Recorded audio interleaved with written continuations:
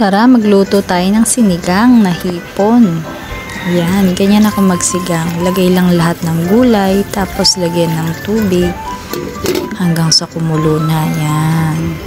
Pag kumukulo na, pwede na nating ilagay yung ibang sangkap na gulay. Mas maraming gulay, mas masarap. Yan.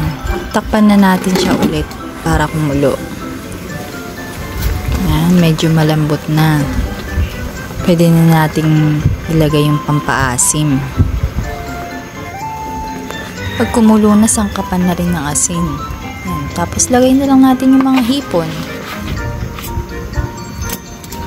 Yan. Kasi ang hipon madali lang yung maluto. Kaya ilang minutes lang yan. Takpan na natin. Tapos yan, pag kumulo, luto na. Tikman nyo na lang kung okay na yung asim. Thank you for watching.